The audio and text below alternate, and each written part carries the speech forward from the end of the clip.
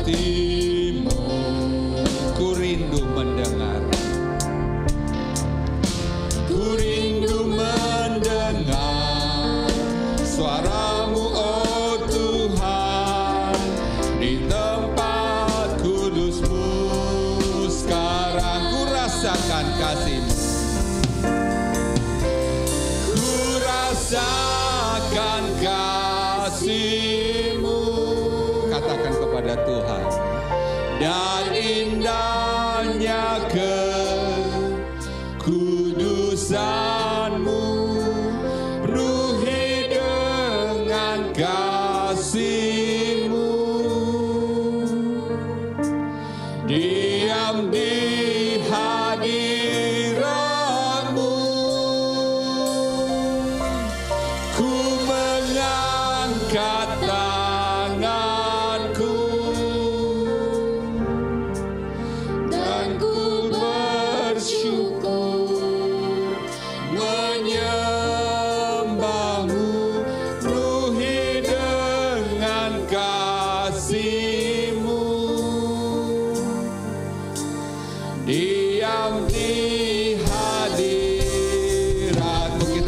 berdiri, kita nyanyikan lagu ini dengan kesungguhan kepada Tuhan.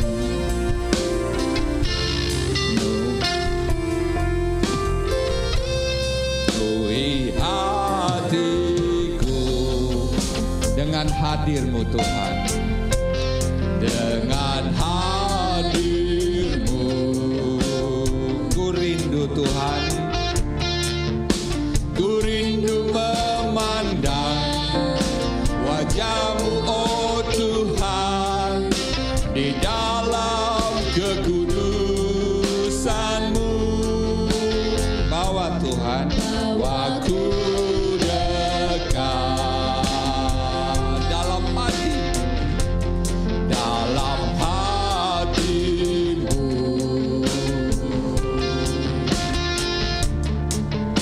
Ku rindu mendengar suara-Mu, oh Tuhan, di tempat kudus-Mu sekarang. Ku rasakan kasih-Mu dan indahnya kekudusan-Mu, penuhi dengan kasih-Mu, diam di hadirat-Mu, ku mengangkat tanganku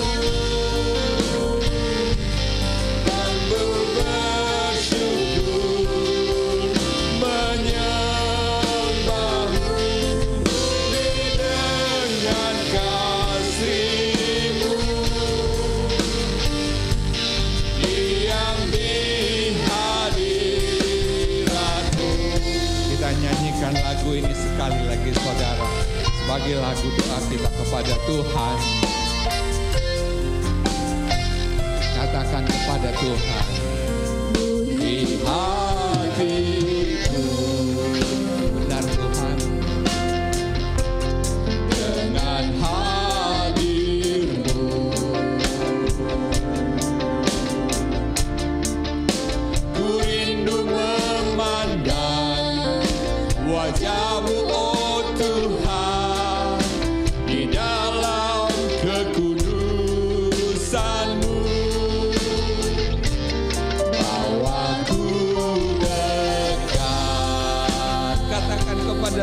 saudara.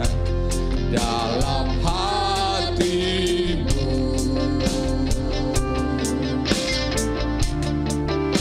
ku rindu mendengar suaramu, oh Tuhan, di tempat kudus-Mu. Sekarang ku rasakan kasih-Mu, yes Lord, dan indahnya kekudusan-Mu, penuhi dengan kasih-Mu, diam di hadirat-Mu, ku mengangkat tanganku dan ku bersyukur menyembah-Mu, penuhi dengan kasih-Mu, diam di hadirat-Mu. Katakan, ku rasakan kasih-Mu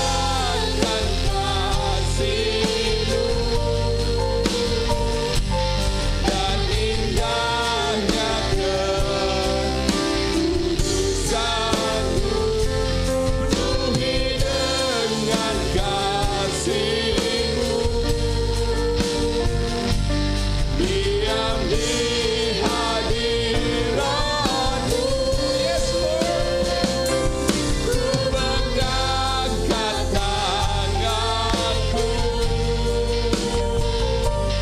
tanganku dan ku bersyukur menyembah-Mu, penuhi dengan kasih-Mu, diam di hadirat-Mu. Katakan, ku rasakan kasih-Mu dan indahnya kekudusan-Mu, penuhi dengan kasih-Mu, diam di hadirat-Mu. Angkat tangan saudara. Ku mengangkat tanganku dan ku bersyukur menyembah-Mu, penuhi dengan kasih-Mu, diam di hadirat-Mu, diam di hadirat-Mu Tuhan. Terima kasih ya Yesus. Pada pagi hari ini Tuhan, kami datang mau diam di hadirat Tuhan. Biarlah roh Tuhan memenuhi kami pada pagi hari ini. Biar hadir-Mu ada di dalam ruangan kami. Kami yakin dan percaya. Pimpin ibadah kami dari awal, pertengahan hingga akhir. Kami mau terus memuji Tuhan. Kami mau mendengarkan firman Tuhan. Di dalam nama Yesus, kami berdoa dan mengucap syukur. Haleluya. Amin. Saudara, shalom. Sekali lagi, kita mau terus memuji Tuhan. Ya, kita boleh tepuk tangan. Kita mau katakan, mari kita semua umat pilihan Allah. Kita mau dengarlah panggilannya. Untuk apa? Untuk menggenapi firman-Nya.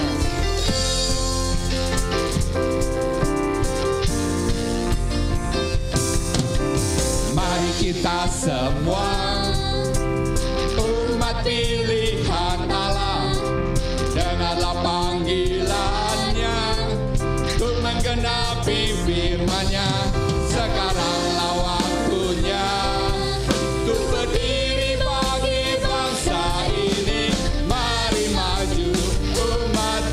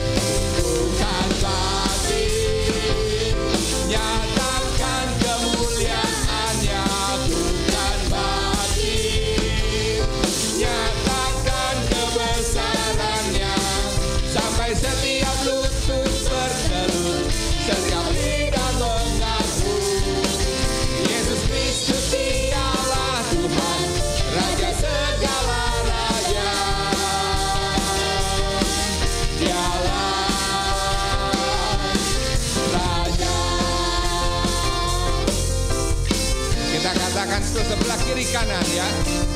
Mari kita semua umat pilihan Allah, dengarlah panggilannya untuk menggenapi firman-Nya. Sekaranglah waktunya untuk berdiri bagi bangsa ini. Mari maju umat pemenang, bukan bangkit, bukan bangkit.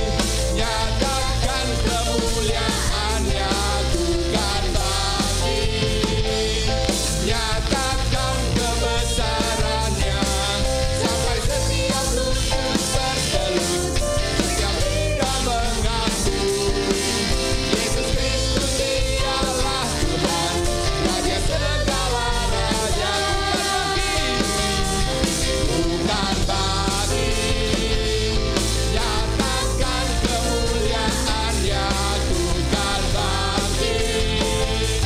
Nyatakan kebesaran-Nya sampai setiap lutut bertelut, setiap lidah mengaku Yesus Kristus Dialah Tuhan, Raja segala raja. Bukan bangkit, bukan bangkit. Nyatakan kemuliaan-Nya, bukan bangkit. Nyatakan kebesaran-Nya sampai setiap lutut bertelut, setiap lidah mengaku Yesus Kristus Dialah Tuhan, Raja segala raja. Dialah Raja, Dialah Raja, Dialah Raja. Haleluya. Saudara mau terus memuji Tuhan? Amin ya. Kita mau katakan, firman-Mu Tuhan, pelita bagi kakiku, janji-Mu terang bagi jalan-jalanku. Serukan lebih dahsyat lagi Tuhan kepada Tuhan, saudara.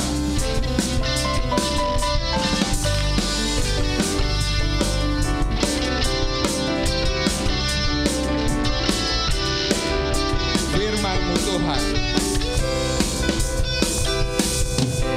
firman-Mu Tuhan, pelita bagi kakiku, janji-Mu terang bagi jalan-jalanku. Kebenaran-Mu menuntutku setiap hari, menantikan-Mu beri kekuatan baru. Ku kan terbang tinggi di awan, bersama-Mu dalam kemuliaan. Firman-Mu dan ku menopang, bukan aman jalan-Mu Tuhan.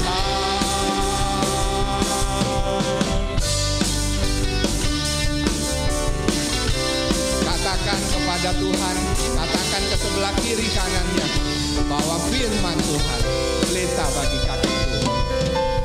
Firman-Mu Tuhan, pelita bagi kakiku. Benar saudara, janji-Mu terang bagi jalan-jalanku.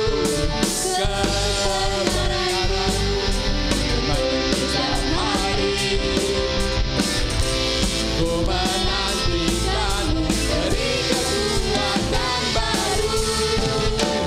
Ku kan terbang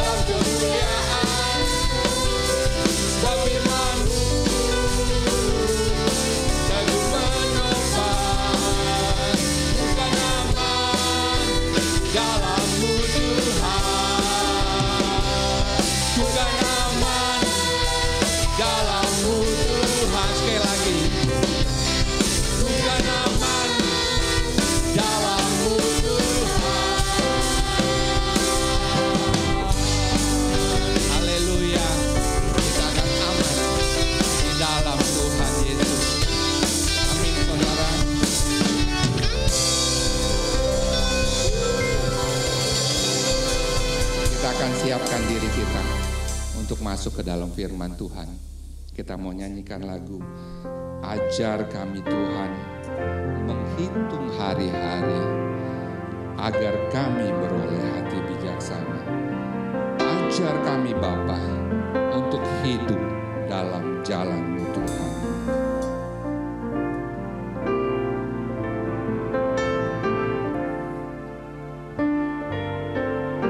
Biarlah ini melalui lagu ini menjadi lagu doa kita kepada Tuhan. Ajar kami Tuhan menghitung hari-hari, agar kami beroleh hati bijaksana. Katakan kepada Tuhan, saudara. Ajar kami Bapa, benar Tuhan, hidup dalam jalan-Mu, agar semua rencana-Mu digenapi. Mulialah nama-Mu Tuhan. Mulialah nama-Mu Tuhan, dan ajaib jalan-Mu. Pimpin kami di setiap waktu. Besar setia-Mu Tuhan, besar setia-Mu Tuhan, agunglah karya-Mu. Yesus, kami bersyukur padamu.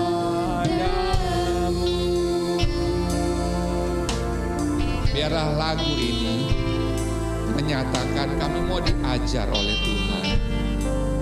Serukan kepada Dia, saudara. Ajar kami Tuhan, benar Tuhan Yesus, menghitung hari-hari, agar kami beroleh hati bijaksana. Ajar kami Bapa, ajar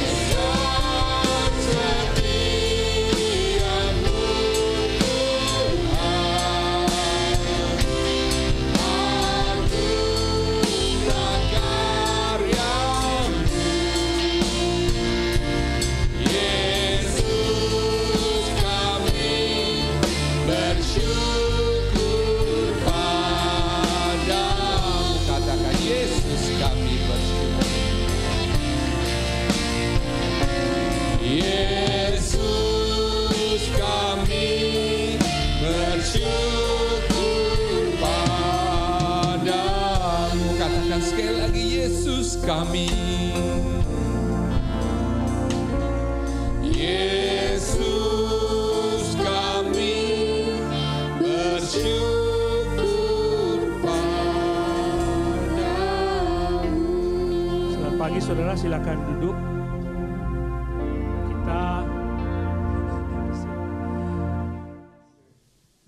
Terima kasih banyak, Pendeta. We've enjoyed our time so far in Indonesia, and y'all really blessed us and blessed our students. Memang kami sangat bersuka cita untuk kesempatan ini dan telah menikmati waktunya kami di Indonesia ini. We hope we can come back many more times. Dan kami harap kami boleh kembali berkali-kali ya pada masa depan. Dan mungkin siapa tahu kalau kita bersama-sama bisa pergi ke tempat lain untuk melayani Tuhan. Ya, marilah kita berdoa. Oke. Ya Allah Bapa kami di surga, kami sangat bersyukur karena seperti tadi kami menyanyikan kepada Engkau, Engkau layak memang terima segala kemuliaan dan Engkau telah memberikan kesempatan dan hak istimewa bagi kami untuk merasakan kehadirat-Mu dan juga bisa menghadapi Engkau karena pengorbanan Tuhan Yesus bagi kami semuanya.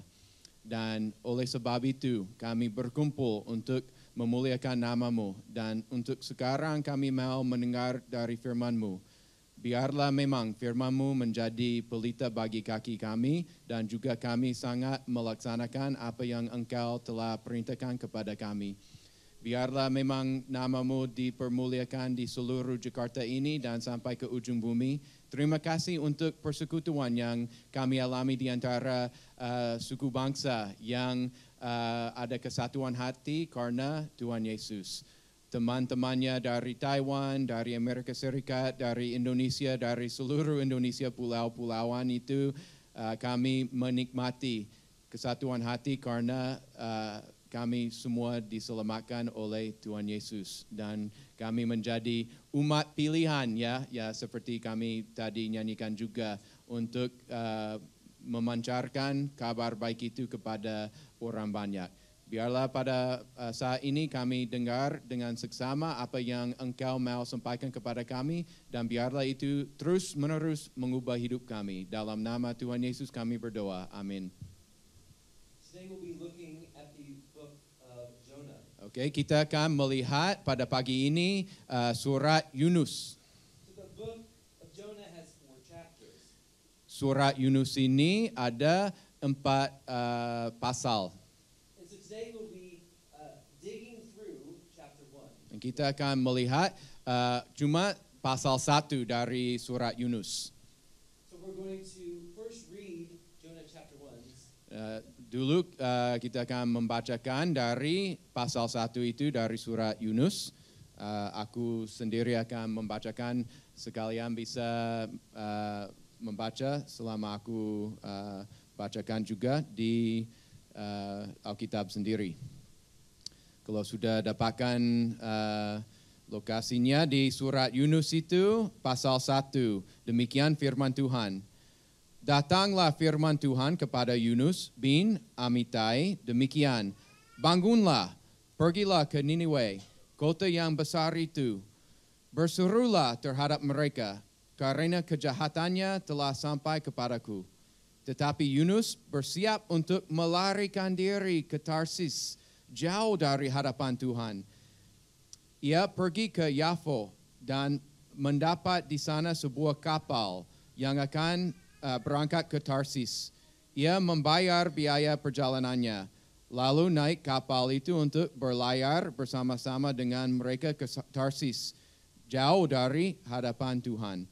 Tetapi Tuhan menurunkan angin ribut ke laut. Lalu terjadilah badai besar sehingga kapal itu hampir-hampir terpukul hancur.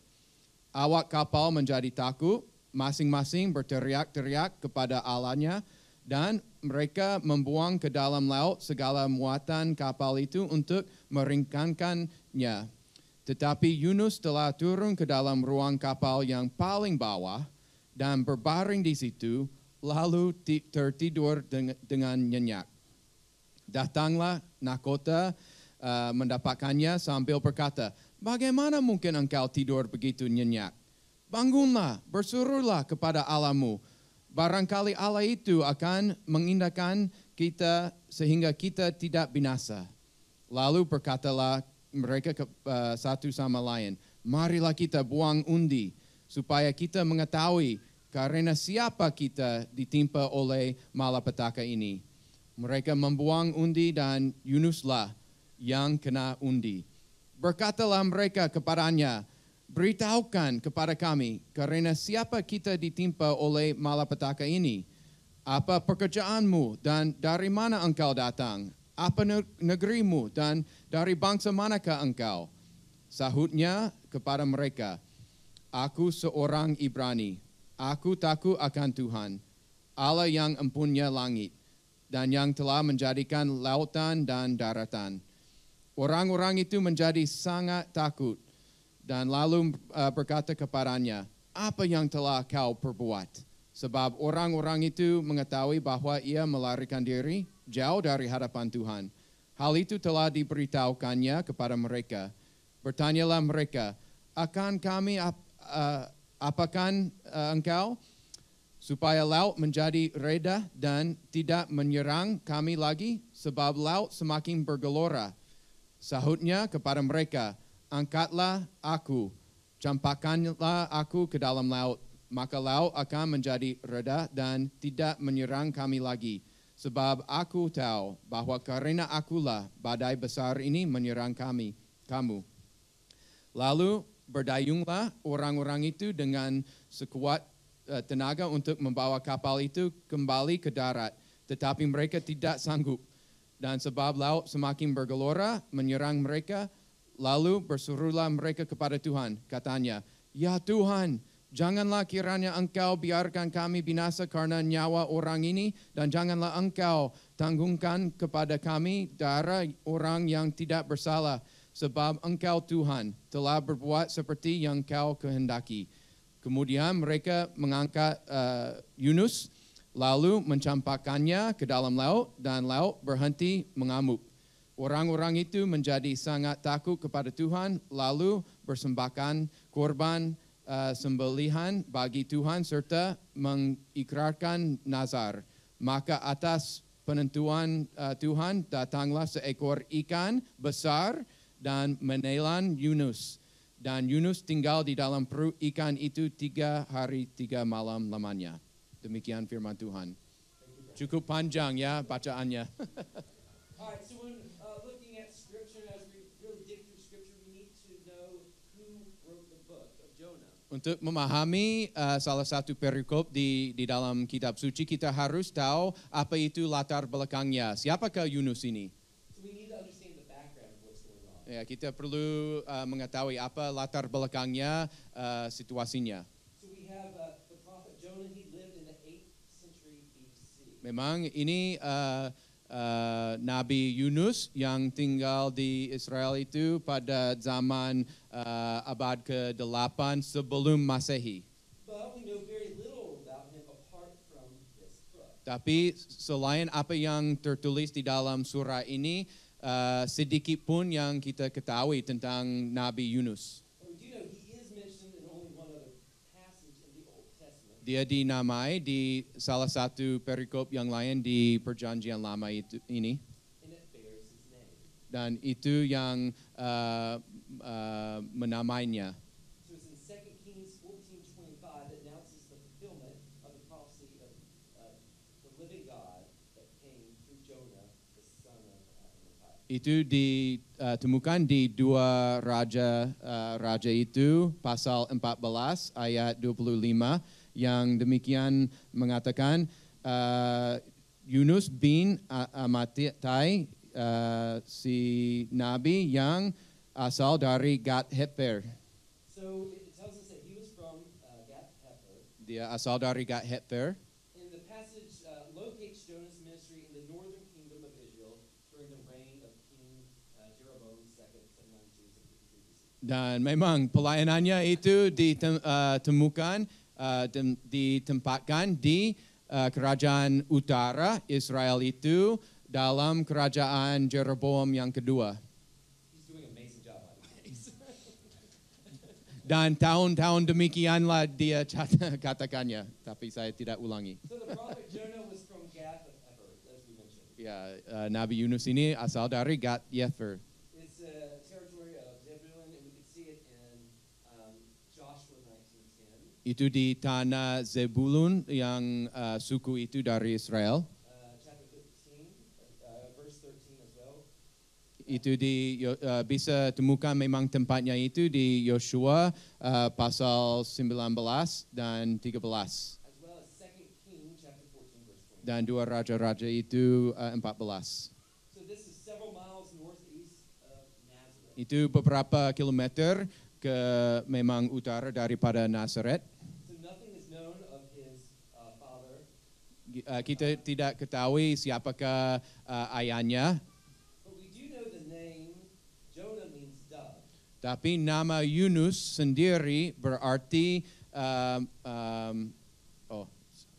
merpati, ya. All right. And we associate the dove with peace and purity. Memang memang merpati biasanya melambangkan damai sejahtera dan kemurnian. And this is a positive meaning, but it's not the only possible association. Memang ini arti yang positif, tapi ada arti yang lain. So a dove could also be a symbol of silliness, as in Hosea 7:11. Memang itu juga merpati bisa melambangkan sesuatu yang menjadi orang ketawa. Which is sadly is a description that sadly applies to this prophet. Tapi itu mungkin yang melambangkan situasi yang akan terjadi dengan Yunus ini, ya, menjadi orang agak konyol, ya ketawa. So as we look at the entirety of the 4 chapters in the book of Jonah, I want you all to remember and also to write down these main ideas in these 4 chapters. Oke, aku mau sekalian menulis garis utama dari keempat pasal dari Yunus ini. Dia akan sampaikan garis besar atau tema dari keempat pasal itu, dicatatkan di kertas sendiri, ya, So atau di HP. the first thing, write down chapter 1, running from God. Oke, itu pasal pertama itu melarikan diri dari hadirat Tuhan, ya. Now in chapter 2 we see running to God. Tapi pasal kedua melarikan kembali kepada Tuhan.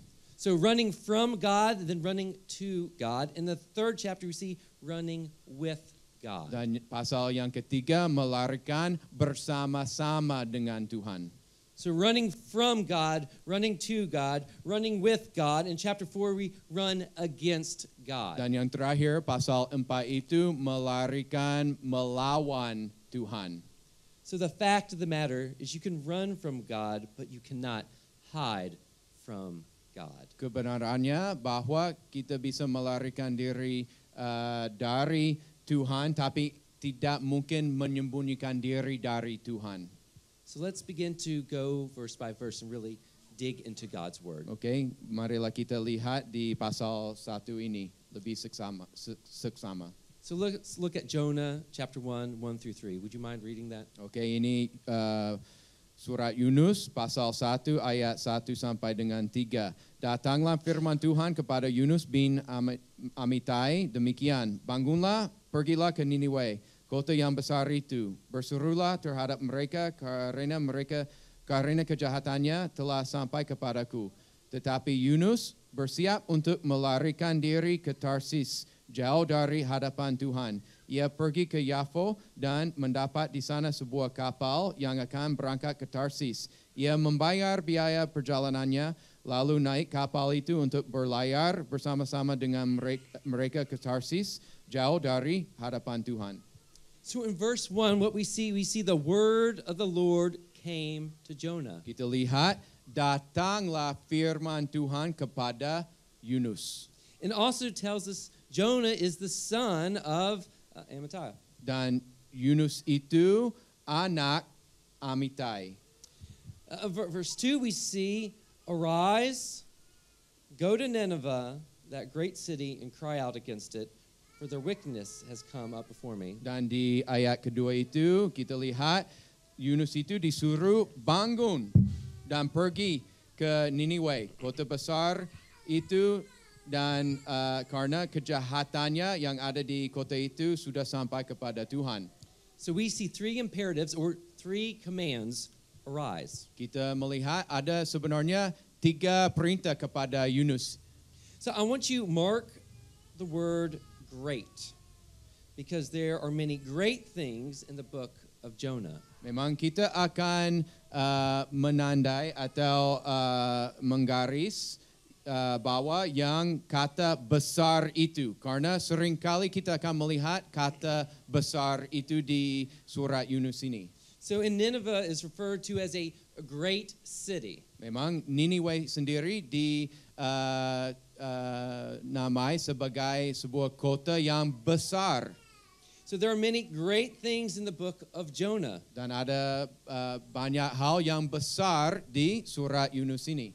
So interesting, we see the word great occurs 14 times in 48 verses. Kita melihat kata besar itu 14 kali di dalam 40-an ayat. In just 4 chapters of this Di book. dalam hanya 4 pasal ada 14 kali kata besar itu. But most importantly, Nineveh was a great city in sin. Memang sebenarnya kota Niniwe ini kota besar tapi dalam dosa. So it says, the Bible says that their wickedness had come up before the Lord. Firman Tuhan mengatakan bahwa memang kejahatannya telah sampai kepada Tuhan. So Nineveh was a seat of power of the evil empire of Jonah's day. Memang kota Niniwe itu dianggap salah satu kota yang sangat jahat dan berkuasa pada zaman itu. A man named Paul House refers it to as the most vicious and powerful of all Israel's ancient enemies. Memang menurut salah satu teologis, memang Niniwe dianggap memang musuh yang paling besar melawan Israel pada zaman itu. And there's this king, I'm going to let you look at this, is Ashurbanipal. Ada salah satu raja namanya Ashurbanipal.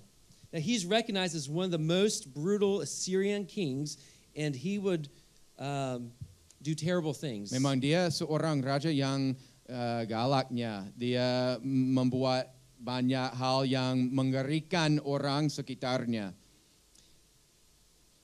He would see in front of the cities, there were skulls there. Memang apa kata untuk memang kepalanya yang sudah mati itu yang korak. Oh ya, memang dia meletakkan korak itu. I don't use that word very often, by the way. He's doing a great job. Okay.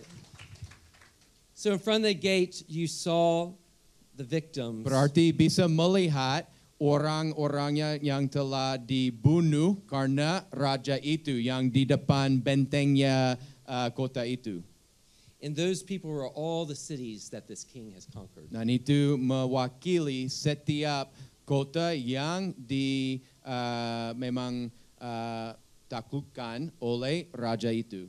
So this was the Syrian calling card, which and says basically, cross us, and you too will meet the same fate as these people in front of the gate. Itu salah satu peringatannya kepada bangsa-bangsa yang sekitarnya. Kalau memang tindak yang bersalah itu akan memang dijatuhkan dalam nasib yang sama dengan raja-raja itu kan. We also need to know the history.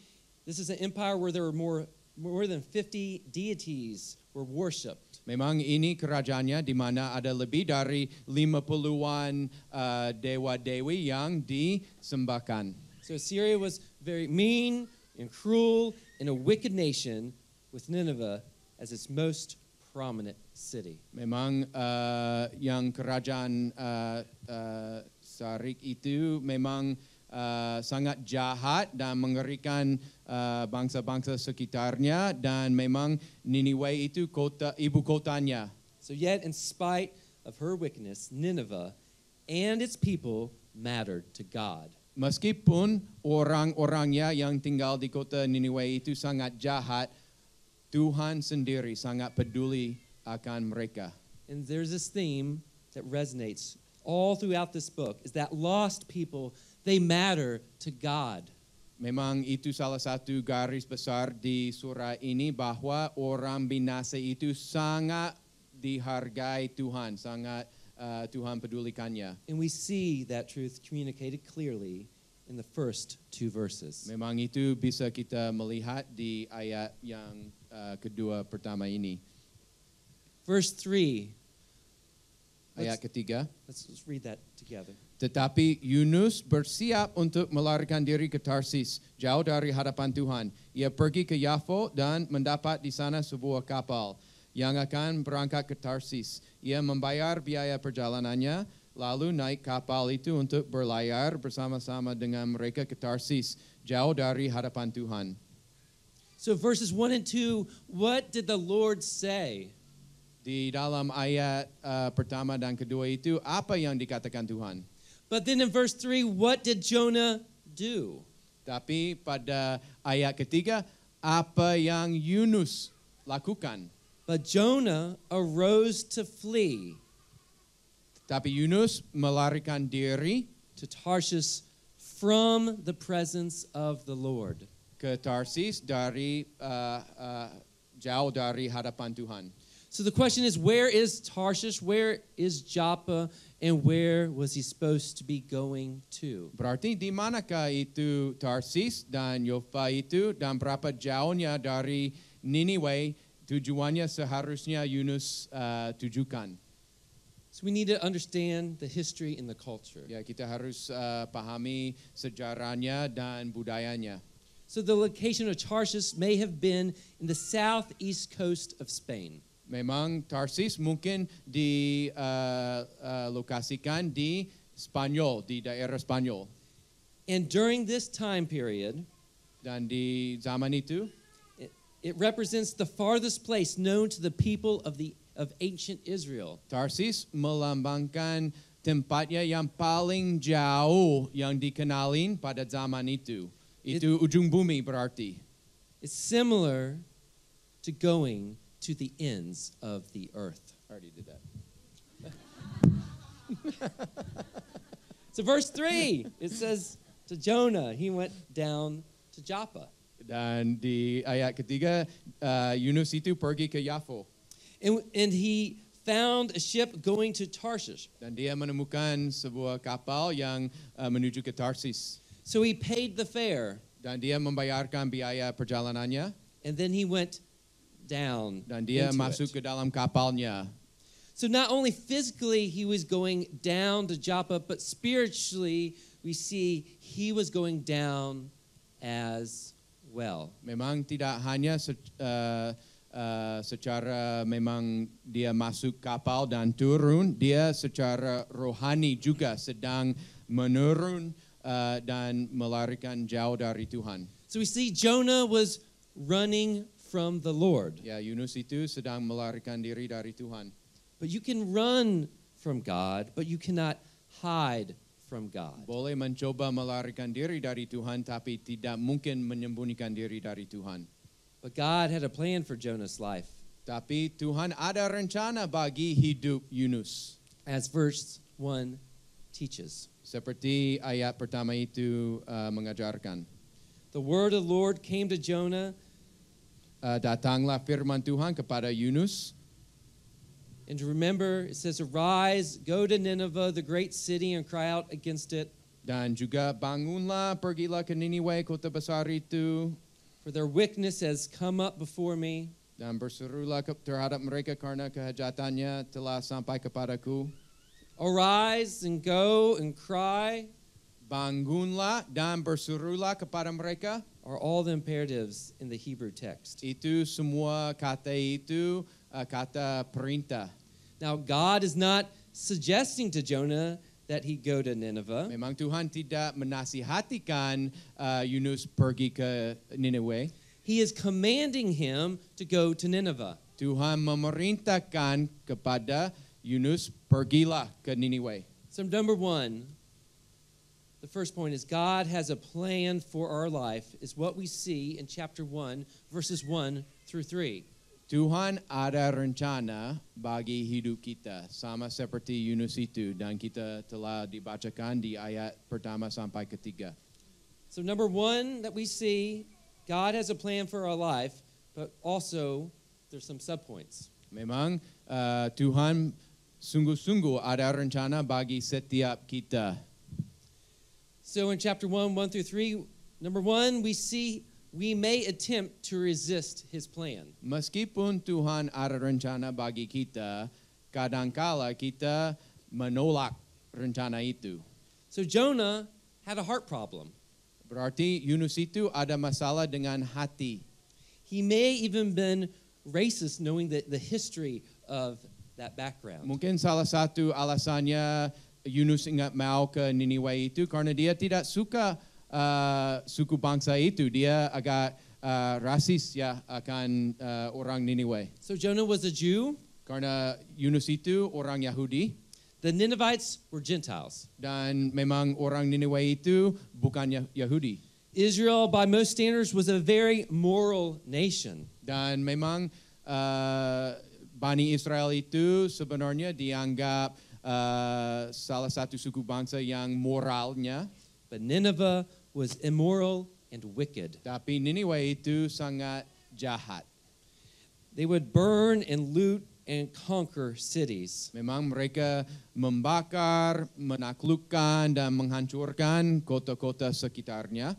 If you look up the history, they would do terrible things to people and place them so people can see. Memang mereka melakukan hal-hal yang mengerikan di hadapan suku bangsa yang lain sebagai tandanya dan peringatannya kepada yang lain. We already mentioned what is going on in front of the gates Ya, already. kita sudah bicarakan tentang apa yang terjadi di hadapan benteng-bentengnya kota itu.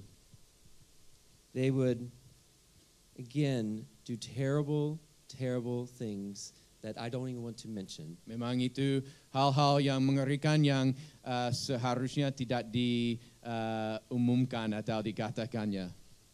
But they were very cruel.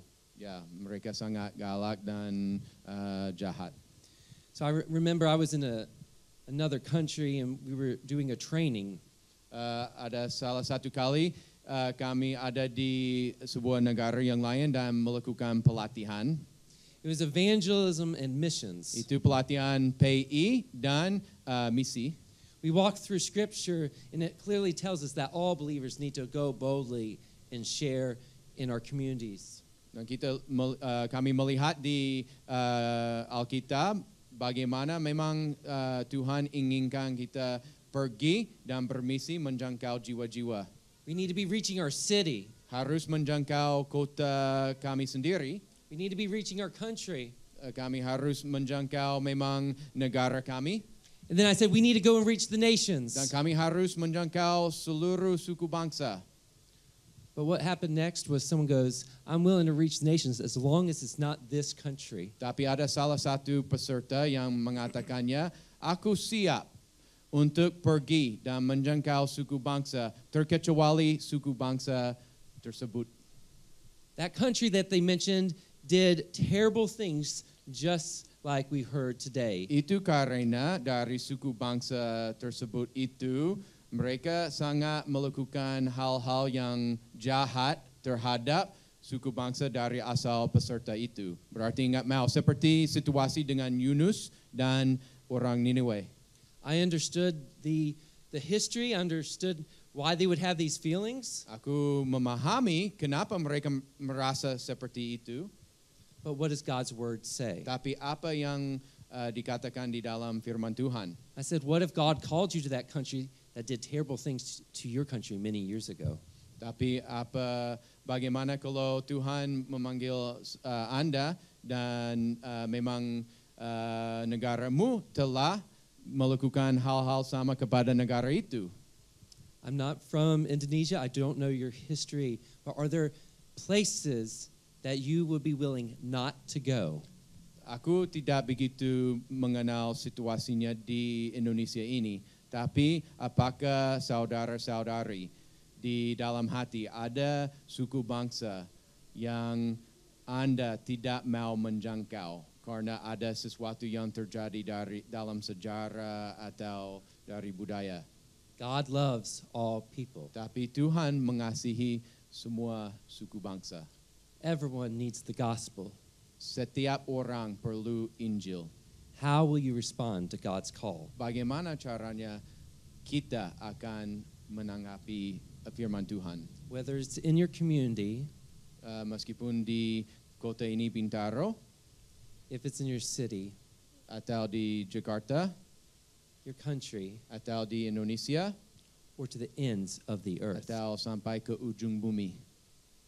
The second subpoint we're going to look at is chapter 1, verse 3. Oke, sekali lagi di pasal 1 ayat ketiga. The first point was we may attempt to resist his plan. Memang mungkin kita akan menolak memang rencana Tuhan.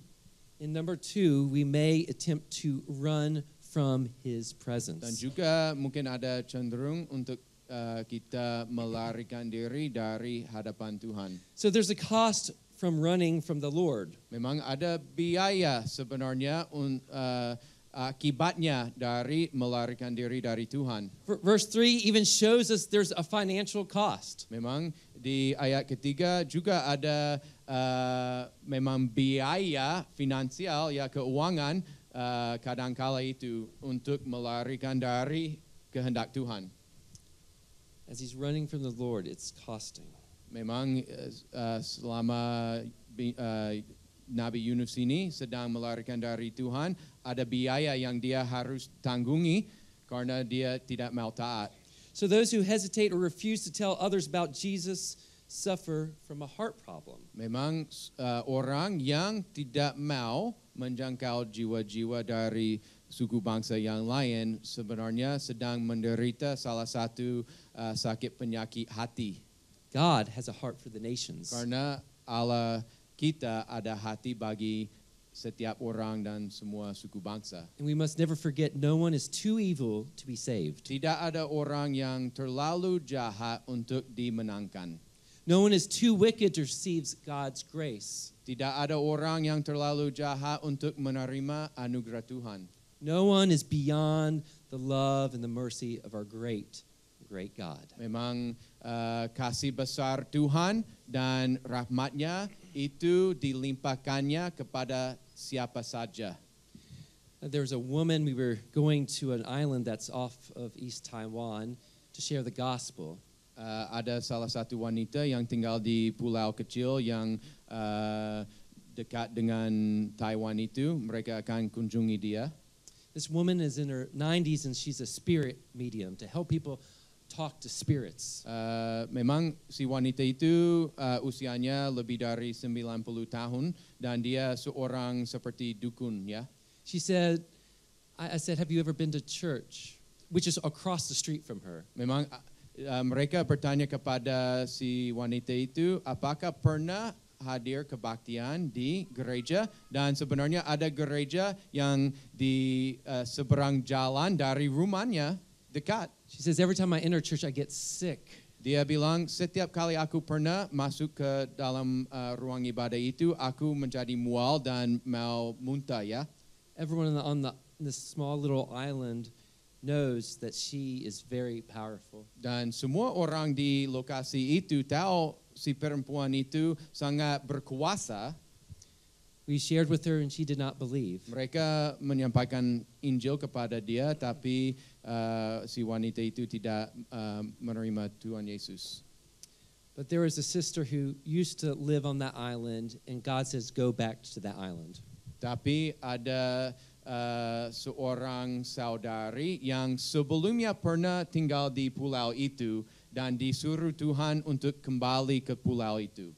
She just simply shared 2 ways to live. Dan dia dengan secara sederhana sampaikan Injil. The Lord was working on this woman's heart. Dan Tuhan sedang berkarya di dalam hati si wanita yang dukun itu. The Lord opened a door of opportunity. Dan Tuhan membuka kesempatan bagi si perempuan lebih muda saat itu dengan si wanita. And the sister clearly shared the gospel. Dan memang si saudari itu dengan jelas sampaikan Injil kepadanya.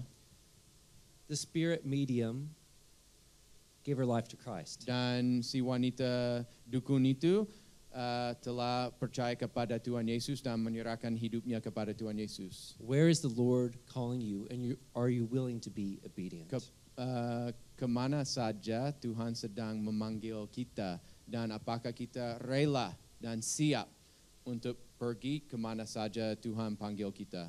No one is too evil, no one is too lost. Tidak ada orang yang terlalu jahat atau terlalu binasa, No one's too old. terlalu tua We serve a powerful God. untuk diselamatkan karena kita melayani Tuhan yang besar. Let's continue in verse 4 Di ayat keempat and verse 5. Could you read that? dan ayat keempat dan lima. Tetapi Tuhan menurunkan angin ribut ke laut, lalu terjadilah badai besar, sehingga kapal itu hampir-hampir terpukul hancur. Awak kapal menjadi takut, masing-masing berteriak-teriak kepada Allahnya, dan mereka membuang ke dalam laut segala muatan kapal itu untuk meringkangkannya.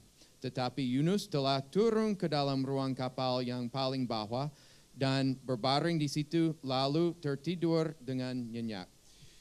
So here's a storm at sea, and what are the mariners doing, and how are they feeling during this time? Memang ada badai dahsyat yang terjadi, dan bagaimana merasa memang semua orang yang ada di kapal itu. And where was Jonah through all of this? Dan di manakah Yunus saat ada badai dahsyat itu?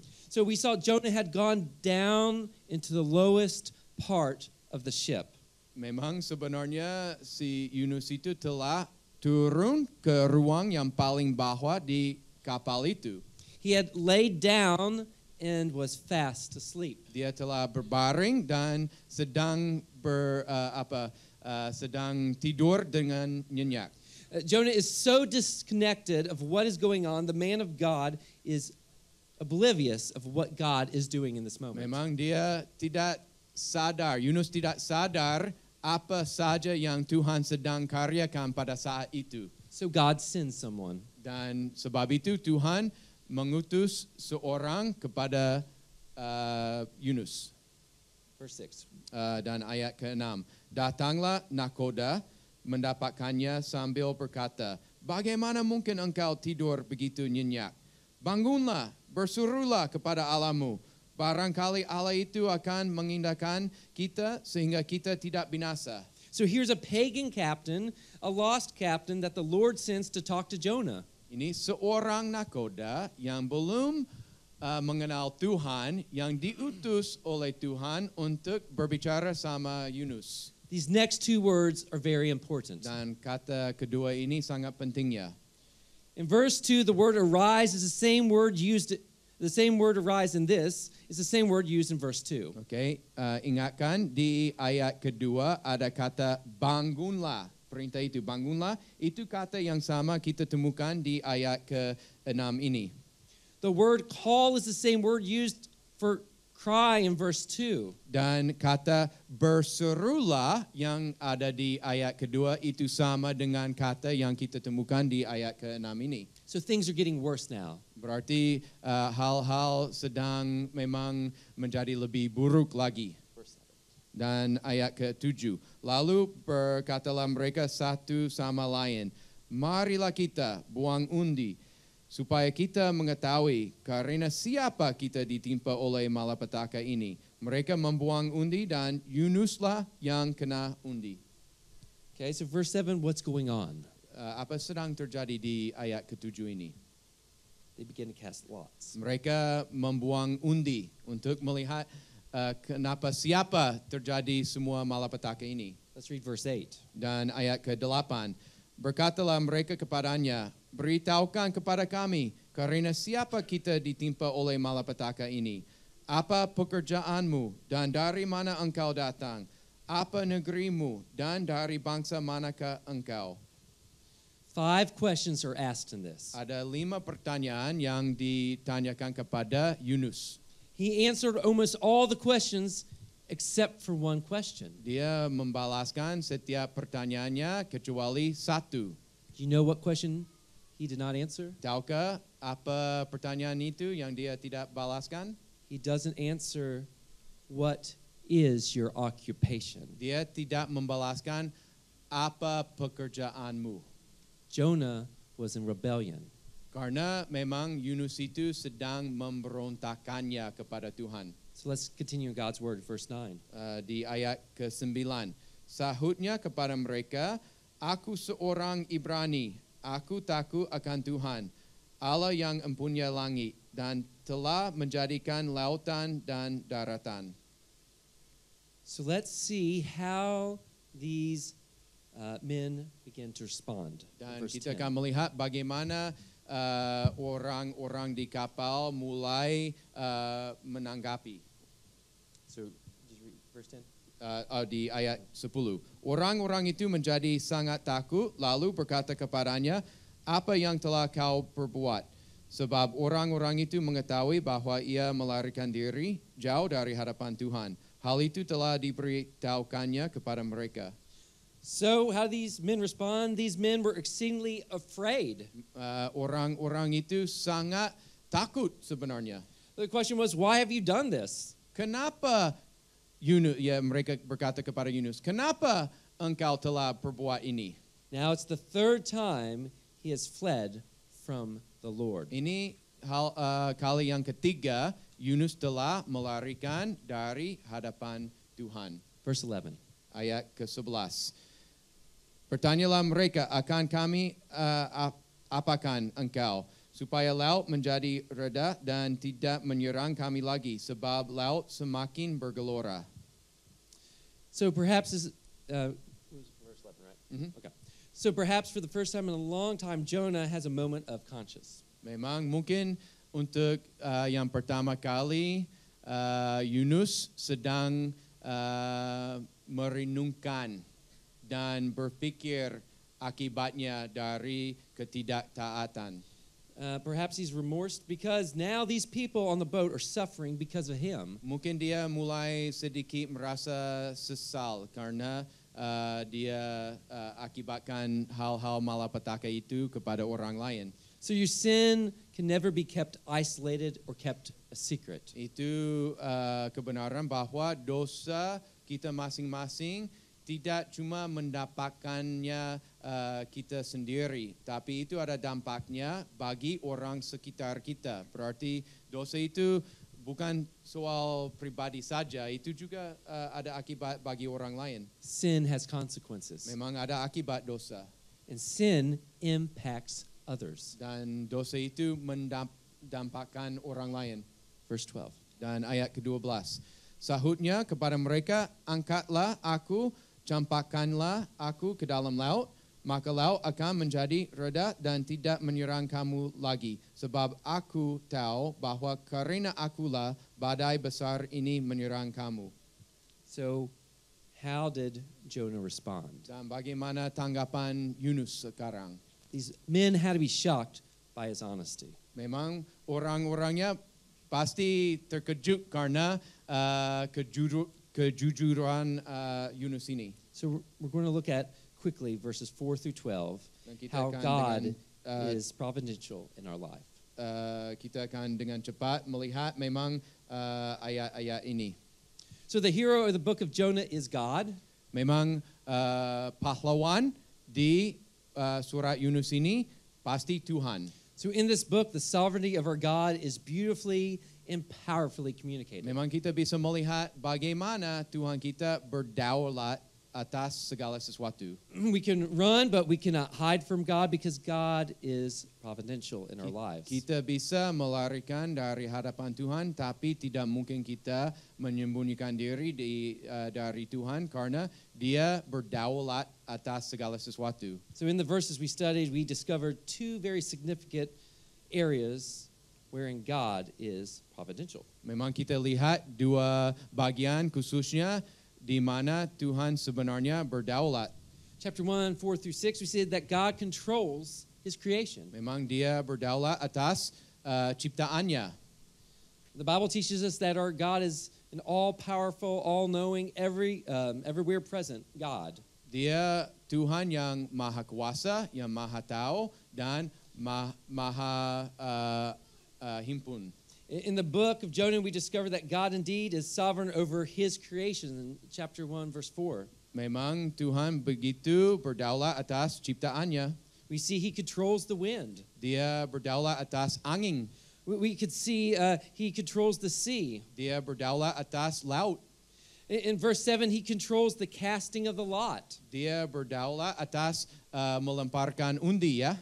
We can see that God controls and prepares a great fish to swallow Jonah. Dan akhirnya Tuhan berdaulat atas ikan besar itu yang menelan Yunus. In chapter 4, verses 6, God prepares a plant.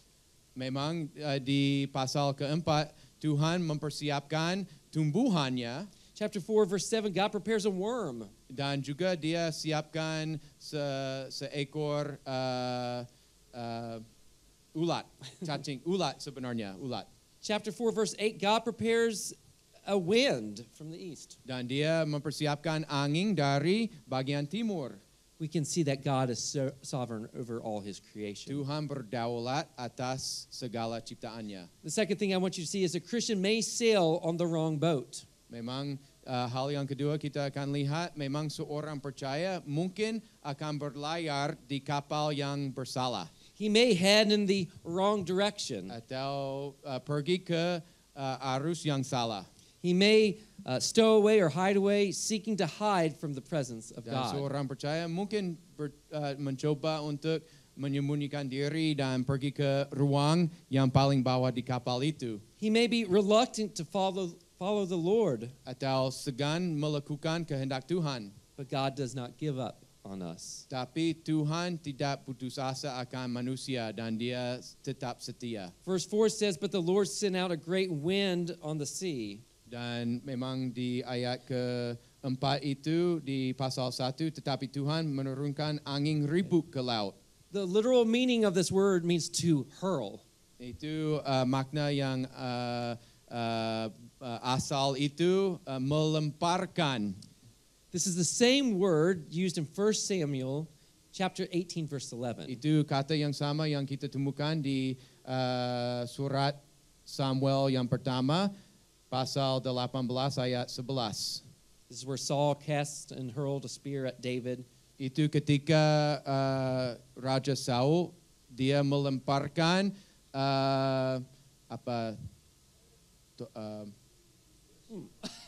saya tahu kata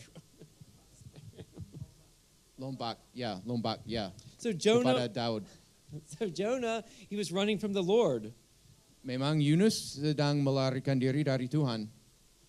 So the Lord hurled that great wind. Berarti Tuhan melemparkan angin itu atau memang menurunkan angin ribut ke laut. Or the great spear. Ya. Yeah.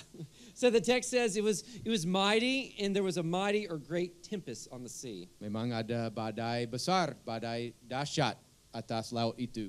The storm was so great that the ship, it says, was about to be broken up. Memang betapa besar badai itu sehingga kapal itu hampir-hampir terpukul hancur.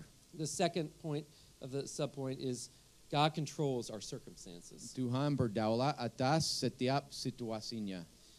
And we see this in chapter 1, 7 all the way through Itu 12. kita lihat di ayat ke-7 sampai ke-12. So we see Jonah, he's running from the word of the Lord, but the word of the Lord is running after Jonah. Memang Yunus sedang melarikan diri dari hadapan Tuhan, tapi firman Tuhan sedang melarikan mengejar Yunus. Verse 7, a sailor hit a new strategy and determined why the storm had come up. Memang nakoda itu dan orang-orang di kapal ada strategi baru untuk ketahui siapakah memang ada malapetaka ini. The Bible says they cast lots. Mereka melemparkan undi ya. Proverbs 16:33 says the lot is cast into the lap, but his very decision is from the Lord. Ada yang dari Amsal itu yang juga mengatakannya memang meskipun memberi undi itu hasilnya itu selalu asal dari Tuhan. So we are not surprised at all when we see this in verse 7. Kita tidak terkejut melihat memang hasilnya dari undi ini. The lot fell on Jonah, Itu terjatuh pada But you can- Yunus. but you can run, but you cannot hide from God. Bisa melarikan dari Tuhan, tapi tidak mungkin menyembunyikan diri. He controls both his creation and circumstances. Tuhan berdaulat atas ciptaannya dan setiap situasinya. So let's look at 14. Ayat ke-14. Lalu berserulah mereka kepada Tuhan, katanya, "Ya Tuhan, janganlah kiranya Engkau biarkan kami binasa karena nyawa orang ini, dan janganlah Engkau tanggungkan kepada kami darah orang yang tidak bersalah, sebab Engkau, Tuhan, telah berbuat seperti yang Kau kehendaki." So I want you to think, how did these people respond? Bagaimana tanggapan orang-orang itu di kapal? So verses 15 and 16, Dan di ayat 15 dan 16, kemudian mereka mengangkat Yunus lalu mencampakkannya ke dalam laut, dan laut berhenti mengamuk. Orang-orang itu menjadi sangat takut kepada Tuhan, lalu mempersembahkan korban sembelihan bagi Tuhan serta mengikrarkan nazar. 3 things I want you to notice. Kita akan melihat 3 hal. They feared Jehovah. Memang orang-orang yang ada di kapal itu bertakwa kepada Tuhan. They offered a sacrifice. Mereka mengorbankannya sembelihan dari hewan, And they took vows. dan mereka memang berjanji. So Jonah should have done this in the first place. Memang itu sebenarnya seharusnya Yunus melakukan sebelumnya. Jonah should have feared Jehovah. Seharusnya Yunus itu sangat takut kepada Tuhan Offered a sacrifice to the Lord. dan mempersembahkan korban kepada Tuhan And took vows to obey the Lord. dan bersumpah kepada Tuhan untuk menaati Tuhan. The third and last thing is God is persistent in our life. Memang yang poinnya yang terakhir ini sebenarnya Tuhan sangat setia di dalam hidup kita.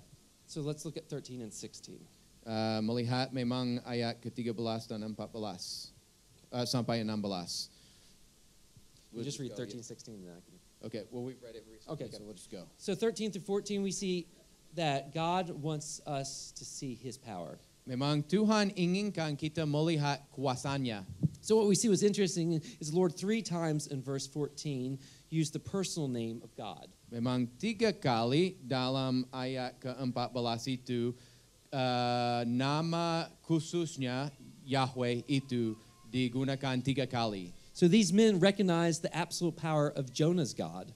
Mereka mengetahui kuasa maha kuasa Tuhan Yunus itu, In that he always acts according to his good pleasure, whether in judgment or even grace. dan Tuhan kita selalu bertindak sesuai dengan keadaannya dan belas kasihannya. Even in destruction or deliverance. Dan meskipun dalam saat dia menghancurkan atau memang menghukum atau menyelamatkan. So perhaps in time, these pagans may have heard about Jehovah's power. Memang mungkin dalam waktunya yang panjang mereka pernah dengar tentang kuasa Yahweh itu. But now they have seen it firsthand. Tapi baru-baruan mereka menyaksikan kuasa itu tatap muka ya. But not only does God want us to see his power, Tidak hanya Tuhan inginkan kita melihat kuasanya, melainkan God wants us to give him praise. Tuhan inginkan kita memuliakan namanya. 13 to 14, God wants us to see his power. Tuhan inginkan kita melihat kuasanya. 15 through 16, God wants us to give him praise. Tuhan inginkan kita memuliakannya. 3 things. They feared Jehovah, offered sacrifice, and took vows. 3 hal. Mereka takut kepada Tuhan. Mereka mempersembahkan korban dan mereka bersumpah untuk menaati Tuhan. 3 things Jonah should have done. Itu 3 hal yang seharusnya Yunus melakukan sebelumnya. Sinners and saints can run, but they cannot hide from God. Orang berdosa dan orang percaya boleh melarikan diri dari Tuhan tapi tidak mungkin menyembunyikan diri. Our God is the God of heaven who makes the sea and the dry land. Tuhan kita pencipta langit dan bumi dan dia berdaulat atas segala ciptaannya dan laut. I want to close today by asking a question. Saya mau menyelesaikan khutbah ini dengan salah satu pertanyaan. Are you running from God? Apakah Anda sedang melarikan diri dari hadapan Tuhan? Has God clearly revealed to you what His will is for your life? Apakah Tuhan telah menyatakan rencananya atau kehendaknya kepada Anda, tapi Anda belum mau menerimanya? And yet you have said no. I Have you given the your future. life to Christ? Apakah Anda telah menyerahkan dirinya seluruhnya kepada Tuhan Yesus? And if you haven't, would you be willing to do that today? Kalau belum, apakah rela hari ini menyerahkan hidup Anda kepada Tuhan Yesus dan menerima hidup yang baru? God has a plan Tuhan ada rencana for all your lives untuk kita semuanya. and calling you today to run to Him. Dan dia sedang memanggil kita untuk tidak melarikan dari hadapan dia, melainkan kepada dia. And I want to challenge the church today. Saya mau memang menantang jemaat ini hari ini. Where is the Lord calling your church to go? Kemana Tuhan sedang memanggil gereja ini untuk melayaninya? In your community, Di Bintaro ini, in your city, di seluruh Jakarta, in your country, di negara ini, and to the ends of the earth. dan sampai ke ujung bumi. Will you pray for Ya, us? marilah kita berdoa. Ya Tuhan, tidak mungkin kami bisa menyembunyikan diri dari Engkau. Dan Engkau sebenarnya ada kehendak dan rencana yang luar biasa bagi setiap kami. Sebab itu memang Engkau telah menunjukkan belas kasihan kepada kami dan telah menyelamatkan kami melalui Tuhan Yesus. Kami sangat mau menyerahkan hidup kami seluruhnya kepada Engkau. Tolong kami, karena kadangkala Engkau menyuruh kami melakukan sesuatu yang kami tidak inginkan sebenarnya, seperti Yunus tadi. Tapi kami mohon Engkau menjadi semakin besar dan kami semakin berkurang dan kecil. Biarlah memang kami rela terus-menerus diubah oleh Injil. Ubahlah memang hati kami. Satukan hati kami dengan hati Bapa.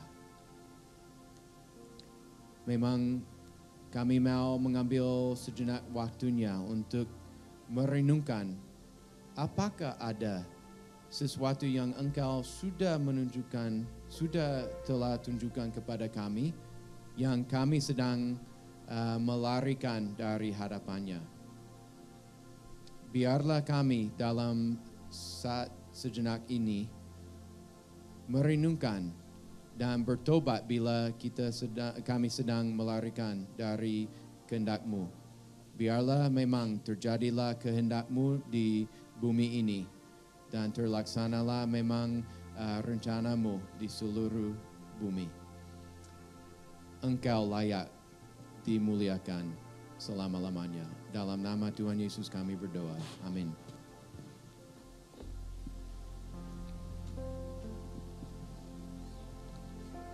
Bapak Ibu Saudara, kita akan meresponi firman Tuhan.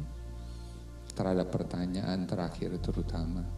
Kita nyanyikan lagu Jiwaku Terbuka Untuk-Mu Tuhan. Selidiki, nyatakan segala perkara. Nanti kalau Bapak Ibu Saudara ada yang mau ambil keputusan, Pastor Muksin akan menyambut Bapak keputusan Bapak Ibu Saudara. Kita nyanyikan lagu ini bersama-sama.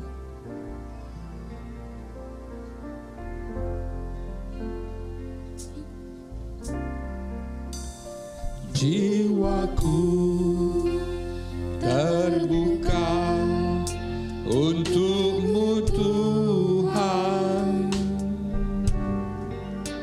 selidiki, nyatakan segala perkara, singkapkan semua yang terselubung, supaya ku layak di hadapan-Mu Tuhan. Katakan kepada Tuhan, jiwaku terbuka Untuk-Mu Tuhan, selidiki, nyatakan segala perkara, singkapkan semua yang terselubung, supaya ku layak di hadapan-Mu Tuhan. Kita sekali lagi nyanyikan lagu ini.